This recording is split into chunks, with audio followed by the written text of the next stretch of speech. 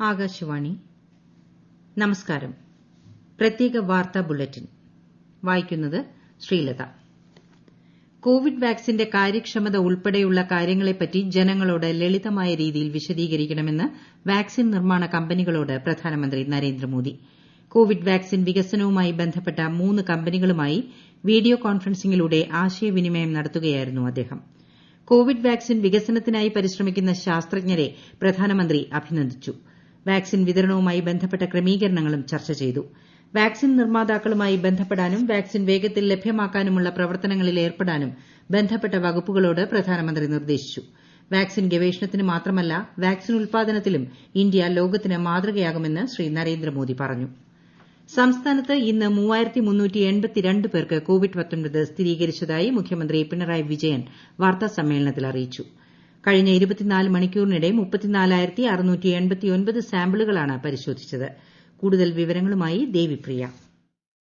ഇന്ന് രോഗം സ്ഥിരീകരിച്ചതിൽ മലപ്പുറം 611, കോഴിക്കോട് 481, എറണാകുളം 317, ആലപ്പുഴ 275, തൃശൂർ 250, കോട്ടയം 243, പാലക്കാട് 242, കൊല്ലം 238, തിരുവനന്തപുരം 234, കണ്ണൂർ 175, പത്തനംതിട്ട 91, വയനാട് 90, കാസർഗോഡ് 86, ഇടുക്കി 49 എന്നിങ്ങനെയാണ് ജില്ല തിരിച്ചുള്ള കണക്ക്. ടെസ്റ്റ് പോസിറ്റിവിറ്റി നിരക്ക് 9.75%. 21 മരണങ്ങളാണ് ഇന്ന് കോവിഡ് മൂലമാണെന്ന് സ്ഥിരീകരിച്ചത്. ഇതോടെ ആകെ മരണം 2244 ആയി. ഇന്ന് രോഗം സ്ഥിരീകരിച്ചവരിൽ 64 പേർ സംസ്ഥാനത്തിന് പുറത്തുനിന്നും വന്നവരാണ്. 2280 പേർക്ക് സമ്പർക്കത്തിലൂടെയാണ് രോഗം ബാധിച്ചത്. 405 പേരുടെ സമ്പർക്ക ഉറവിടം വ്യക്തമല്ല. 33 ആരോഗ്യ പ്രവർത്തകർക്കാണ് രോഗം ബാധിച്ചത്. 6055 പേരുടെ പരിശോധനാ ഫലം നെഗറ്റീവായി. ഇതോടെ 61,894 പേരാണ് രോഗം സ്ഥിരീകരിച്ച് ഇനി ചികിത്സയിലുള്ളത്. 1481 പേരെ ഇന്ന് ആശുപത്രിയിൽ പ്രവേശിപ്പിച്ചു. ഇന്ന് 6 പുതിയ ഹോട്ട്സ്പോട്ടുകളാണുള്ളത്. ആലപ്പുഴ ജില്ലയിലെ Alappuzha south containment zone sub ward 9, Kanjikuzhi 5, Pandanad 6, Thuravoor 12, Thrissur ജില്ലയിലെ തോളൂർ 6, 12 വാർഡുകൾ, പാലക്കാട് ജില്ലയിലെ തിരുമിറ്റിക്കോട് 15 എന്നിവയാണ് പുതിയ ഹോട്ട്സ്പോട്ടുകൾ. 26 പ്രദേശങ്ങളെ ഹോട്ട്സ്പോട്ടിൽ നിന്നും ഒഴിവാക്കിയിട്ടുണ്ട്. ഇതോടെ ആകെ 504 ഹോട്ട്സ്പോട്ടുകളാണ് ഉള്ളത്. News desk Akashvani. കോവിഡ് നിയന്ത്രണങ്ങൾ ലംഘിച്ചതിന് സംസ്ഥാനത്തൊട്ടാകെ ഇന്ന് 949 പേർക്കെതിരെ കേസെടുത്തു. ഇന്ന് അറസ്റ്റിലായത് 370 പേരാണ്. 30 വാഹനങ്ങളും പിടിച്ചെടുത്തു. മാസ്ക് ധരിക്കാത്ത 4629 സംഭവങ്ങളാണ് സംസ്ഥാനത്ത് ഇന്ന് റിപ്പോർട്ട് ചെയ്തത്. തിരുവനന്തപുരത്ത് ഇന്ന് 234 പേർക്ക് കൂടി കോവിഡ്-19 സ്ഥിരീകരിച്ചു. 334 പേർ രോഗമുക്തരായി. നിലവിൽ 4180 പേരാണ് രോഗം സ്ഥിരീകരിച്ച് ചികിത്സയിൽ കഴിയുന്നത്. ജില്ലയിൽ 4 പേരുടെ മരണം കോവിഡ് മൂലമാണെന്ന് സ്ഥിരീകരിച്ചു. ഇന്ന് രോഗം സ്ഥിരീകരിച്ചവരിൽ 153 പേർക്ക് സമ്പർക്കത്തിലൂടെയാണ് രോഗബാധയുണ്ടായത്. ഇതിൽ 6 പേർ ആരോഗ്യ പ്രവർത്തകരാണ്. രോഗലക്ഷണങ്ങളെ തുടർന്ന് ജില്ലയിൽ 1930 പേരെ കൂടി നിരീക്ഷണത്തിലാക്കി. രാജ്യത്ത് കോവിഡ് മുക്തി നിരക്ക് 93.81%. കഴിഞ്ഞ 24 മണിക്കൂറിനുള്ളിൽ 45,333 പേർ രോഗമുക്തി നേടി. ആരോഗ്യ മന്ത്രാലയത്തിന്റെ അറിയിപ്പ് പ്രകാരം ആകെ 88,47,000 പേർ രോഗമുക്തി നേടിയിട്ടുണ്ട്. നിലവിൽ 4,46,952 പേരാണ് ചികിത്സയിലുള്ളത്. എറണാകുളം ജില്ലയിൽ ഇന്ന് 317 പേർക്കാണ് കോവിഡ് സ്ഥിരീകരിച്ചത്. ഇതിൽ 246 പേർക്കും സമ്പർക്കത്തിലൂടെയാണ് രോഗം സ്ഥിരീകരിച്ചത്. 2 ആരോഗ്യ പ്രവർത്തകർക്കും ഇന്ന് രോഗം സ്ഥിരീകരിച്ചു. 518 പേർ ഇന്ന് രോഗമുക്തി നേടി. കൊല്ലം ജില്ലയിൽ ഇന്ന് 238 പേർക്ക് കോവിഡ് രോഗം സ്ഥിരീകരിച്ചു. വിദേശത്ത് നിന്ന് വന്ന ഒരാൾക്കും സമ്പർക്കം മൂലം 235 പേർക്കും ഒരു ആരോഗ്യ പ്രവർത്തകയ്ക്കും ഉറവിടം വ്യക്തമല്ലാത്ത ഒരാൾക്കും രോഗം സ്ഥിരീകരിച്ചു. ജില്ലയിൽ ഇന്ന് 633 പേർ രോഗമുക്തി നേടി. കണ്ണൂർ ജില്ലയിൽ കോവിഡ് ചികിത്സയിൽ മുഖ്യ പങ്ക് വഹിച്ച Anjarakandy covid first line treatment centre പ്രവർത്തനം നിർത്തി. ഇവിടുത്തെ അവസാന രോഗിയും മടങ്ങിയതോടെയാണ് സെന്റർ പ്രവർത്തനം അവസാനിപ്പിച്ചത്. കഴിഞ്ഞ മാർച്ച് 27-നാണ് അഞ്ചരക്കണ്ടി മെഡിക്കൽ കോളേജ് ഏറ്റെടുത്ത് പ്രത്യേക കോവിഡ് ട്രീറ്റ്മെന്റ് സെന്ററാക്കി പ്രവർത്തനം തുടങ്ങിയത്. കോഴിക്കോട് ജില്ലയിൽ ഇന്ന് 481 പേർക്ക് കോവിഡ് സ്ഥിരീകരിച്ചു. 13 പേരുടെ ഉറവിടം വ്യക്തമല്ല. സമ്പർക്കം വഴി 458 പേർക്കാണ് രോഗം ബാധിച്ചത്. 4,445 പേരെ പരിശോധനയ്ക്ക് വിധേയരാക്കി. 11 ആരോഗ്യ പ്രവർത്തകർക്കും കോവിഡ് സ്ഥിരീകരിച്ചിട്ടുണ്ട്. 10.82% ടെസ്റ്റ് പോസിറ്റിവിറ്റി നിരക്ക്. ജില്ലയിലെ കോവിഡ് ആശുപത്രികൾ, FLTCകൾ എന്നിവിടങ്ങളിൽ ചികിത്സയിലായിരുന്ന 913 പേർ കൂടി രോഗമുക്തി നേടി. ലോകത്ത് കോവിഡ് സ്ഥിരീകരിച്ചവരുടെ എണ്ണം 6,31,00,000 കടന്നു. ഇതിൽ 4,36,82,000 പേർ രോഗമുക്തി നേടി.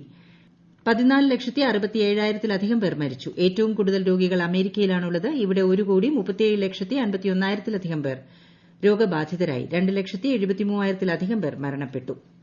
ഡിസംബർ 8-ന് നടക്കുന്ന ആദ്യഘട്ട തദ്ദേശ തെരഞ്ഞെടുപ്പിൽ കോവിഡ് ബാധിതർക്കും ക്വാറന്റൈനിലുള്ളവർക്കുമുള്ള സ്പെഷ്യൽ പോസ്റ്റൽ ബാലറ്റ് വിതരണം മറ്റന്നാൾ മുതൽ ആരംഭിക്കുമെന്ന് സംസ്ഥാന തെരഞ്ഞെടുപ്പ് കമ്മീഷണർ വി ഭാസ്കരൻ അറിയിച്ചു. സംസ്ഥാന തെരഞ്ഞെടുപ്പ് കമ്മീഷൻ ആസ്ഥാനത്ത് നടത്തിയ വാർത്താ സമ്മേളനത്തിൽ സംസാരിക്കുകയായിരുന്നു അദ്ദേഹം. ഓരോ ജില്ലയിലും വോട്ടെടുപ്പിന് 10 ദിവസം മുൻപ് മുതൽ തലേദിവസം വൈകുന്നേരം 3 വരെ കോവിഡ് പോസിറ്റീവായവർക്കും ക്വാറന്റൈനിലുള്ളവർക്കുമാണ് സ്പെഷ്യൽ തപാൽ വോട്ട് അനുവദിക്കുക. വോട്ടെടുപ്പിന്റെ തലേദിവസം 3-ന് ശേഷം വോട്ടെടുപ്പ് അവസാനിക്കുന്നതുവരെയുള്ള സമയത്ത് കോവിഡ് പോസിറ്റീവായവർക്കും ആ സമയത്ത് നിരീക്ഷണത്തിൽ പ്രവേശിച്ചവർക്കും തപാൽ വോട്ടില്ല. അവർക്ക് പിപിഇ കിറ്റ് ധരിച്ച് കോവിഡ് മാനദണ്ഡം പാലിച്ച് പോളിംഗ് സ്റ്റേഷനിൽ നേരിട്ടെത്തി വോട്ട് ചെയ്യാമെന്നും കമ്മീഷണർ പറഞ്ഞു. തദ്ദേശ തെരഞ്ഞെടുപ്പിനായി ഇലക്ട്രോണിക് വോട്ടിംഗ് മെഷീനുകളിൽ സ്ഥാനാർത്ഥികളുടെ പേരുകളും ചിഹ്നവും ക്രമീകരിക്കുന്ന കാൻഡിഡേറ്റ് സെറ്റിംഗ് ഡിസംബർ 4-ന് നടക്കും. വരണാധികാരികളുടെ ഓഫീസുകളിൽ സ്ഥാനാർത്ഥികളുടെയും പ്രതിനിധികളുടെയും സാന്നിധ്യത്തിലാണ് കാൻഡിഡേറ്റ് സെറ്റിംഗ് നടക്കുന്നത്.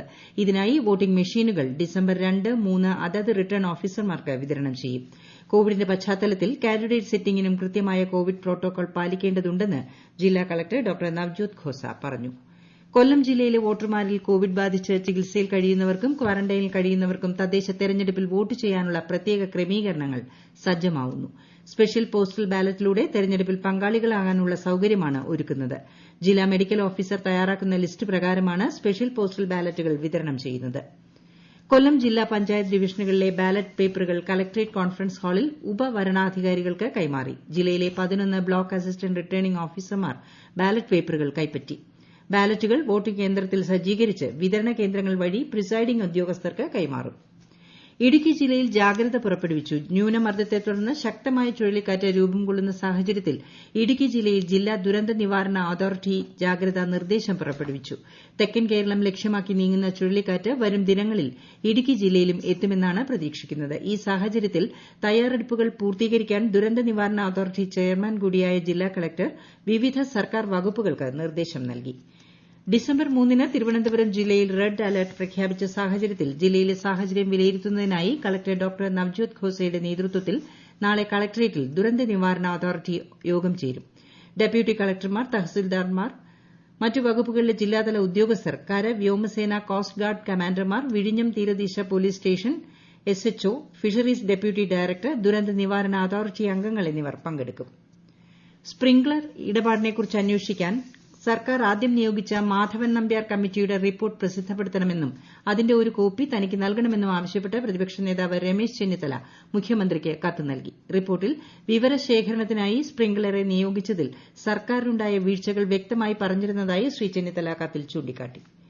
കെഎസ്എഫ്ഇ വിഷയത്തിൽ കേന്ദ്ര ഏജൻസികൾ അന്വേഷിക്കണമെന്ന് ബിജെപി സംസ്ഥാന general secretary M T Ramesh ആവശ്യപ്പെട്ടു. കോഴിക്കോട് മാധ്യമപ്രവർത്തകരോട് സംസാരിക്കുകയായിരുന്നു അദ്ദേഹം.